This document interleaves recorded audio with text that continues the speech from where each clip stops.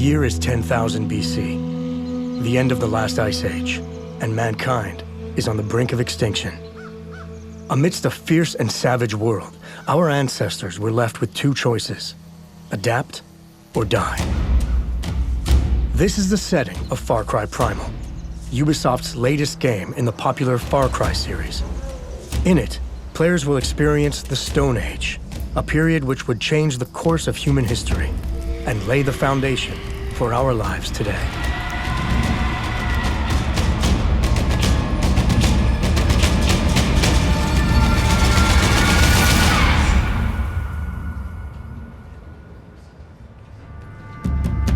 We wanted to build a pure Far Cry, the original Far Cry. Almost something that was stripped of everything that was Far Cry and almost take it right down to its chassis. Primal is you at the dawn of man in a savage frontier, basically trying to figure out whether you can survive. I think at the heart why it clicked is because it's a very powerful idea, very simple, and as soon as you start to follow the thread of this idea, everything matches together. This is something we do at Ubisoft. We try to be as as realistic as possible. We create worlds, and for us, this comes first. So it's about making sure that we have a consistent universe that works within itself. So we do a lot of research. My job was to try to provide the team with experts. So we hired historians, linguists, anthropologists to make sure that we got as much data as possible on this setting so that we had it just right. With the help of anthropologists from Montreal's University of McGill, the development team decided to set Far Cry Primal during the Mesolithic period of the Stone Age, in what we know today as Eastern Europe's Carpathian mountain chain. As the Ice Age ended, this region became a verdant climate where life flourished, where tribes from Northern Europe, Western Europe, and Mesopotamia intersected as they migrated across the continent in search of resources. This made for an ideal setting for a Stone Age game. By taking the prehistoric age, and especially the Mesolithic era, we are right into the first frontier, the first time people were actually going to fight for land. Far Cry Primal takes place in a giant valley called Uros, and in it, players will encounter many different human tribes. Each of these tribes depicts an important branch of prehistoric humanity, and each carries their own culture and set of beliefs.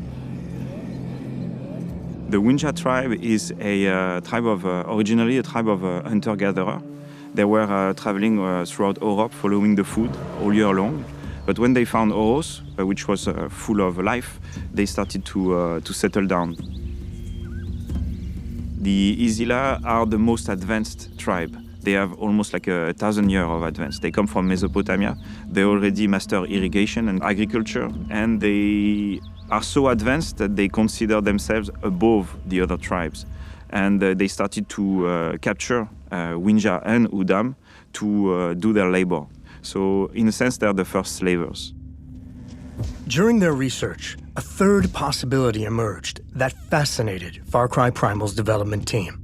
Throughout history, there have been known anomalies in human development, groups that have evolved in total isolation for hundreds or even thousands of years. The Odom Tribe is an exploration of this concept. The Odom tribe, in order to survive, started to resort to inbreeding. So now they're like a dying breed. They don't know what's going on with themselves, and they're looking for a cure, something that would save them.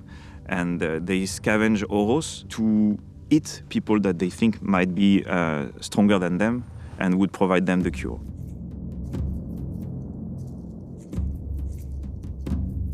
Far Cry games are about exotic location, places with weird characters, but also about authenticity. And the language is really essential. We wanted the characters to speak something that could have been spoken at the time, so we turned to experts that we found to help us recreate a language that has been dead for 12,000 years.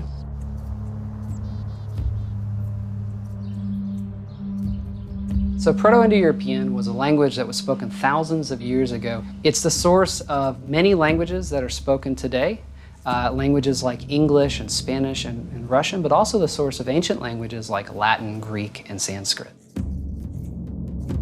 There are a number of words that we can reconstruct or we know to have existed within Proto-Indo-European.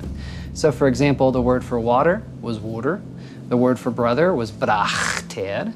Now we figure this out by looking at what the languages that were actually written down, the languages that are spoken today, what do they say? So if you look at the word for brother, in English we say brother. In Latin they said frater. In Greek, there's a word that means a member of a secret society called prater. And in Sanskrit, they have bratard. And you can take all of these things back to something like brachter. Sometimes we ran into problems where there weren't words that we can reconstruct for Proto-Indo-European. We know of about 20 different roots for the verb to shine, but we have no idea how they said yes. To figure this out, we had to think, well, how would you make up a yes, right? So what we thought was to have some sort of expression like, it is correct. In Proto-Indo-European, that would be something like, Richtom hesti. Each of the 3 tribes in Far Cry Primal speak their own adapted form of the Proto-Indo-European language, which reflects their beliefs, societal structure, and level of awareness of the world around them. For Wenja, we wanted a language that Proto-Indo-European could have come from. So we looked at certain very ancient features of Proto-Indo-European, and we assumed them to be the baseline for not only the Wenja tribe, but also the Odom. Takar guasham, guasham ha, guarpati pachars. Tuguama parshai. Aisha ul udami pan. The creative team views the Azila as a more advanced tribe, so we thought it would be a good idea to give them a more advanced stage of the language. Hisilachwe por he hiotsti. Dod we hesti subnieti. Well, we know that there were certain sounds within Proto-Indo-European that are very difficult for English and French speakers to pronounce. We also knew that we needed a language that was easily learnable, right? So when an actor is performing in Wenja or performing in Azila, they're not just memorizing lines and just going with it. They're learning the meaning of every word, they're learning what the grammar of that sentence is, and they have to perform it as such. Getting the game's actors into character was a huge challenge, as our ancestors had none of the mannerisms that are a part of our modern body language. To tackle this challenge, movement coaches were consulted to deconstruct how early man moved and reacted. The movement coaches, we would start with a warm-up and rehearsal before the shoot. And that consisted of breathing. It consisted of walking, figuring out where your center was so you can drop your center. Modern man walks more upright.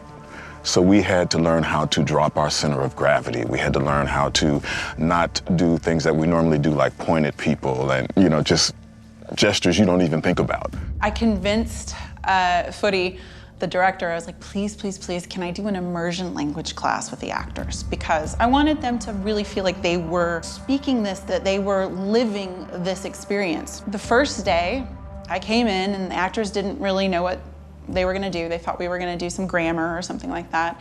And I did a full immersion lesson. Machi, salwa urus d'agua. For me as the actor, it was a challenge because it was something that I'd never done before. I'd never acted in another language, and especially a language that is not known. And as a performer, you want to come in and just be able to, slay it and do your best work automatically. Just come in and go, bam, it's done, I couldn't do that with this. We had to learn the language. We had to learn how to move differently. I had them talking to each other, asking each other questions in Wenja. I had them introduce themselves as their character. And so they got to a point after our lessons where they would start yelling out things in Wenja. And it's been really amazing to see how the actors live and breathe these lines, they live and breathe this language. What's primal? How do we get back to our roots? The answers are surprising, complex, and fascinating to explore. It has taken the combined work of directors, animators, programmers, and actors to step into the mindset of Stone Age humans, to think like them, and gather insights that will ultimately bring this ancient world to life. This is really something that's fascinating when you explore the life of men 12,000 years ago, is that they were very close from what we are. They had beliefs, they started to have, they took care of their dead, they wanted to teach the future generation what they had seen and what they had experimented. So they were already really very close from what we were. I think as people, we do tend to live in behind us or in front of us, and we miss what's happening right here. But in Primal Man, he had to be aware of what was happening right there because everything was dangerous. You can see how simple life was back then, how fragile it was at the same time. People lived 30 years max. It was hard. It was really hard. So again, this, I guess this game will make you feel more connected to nature and to what being a human is.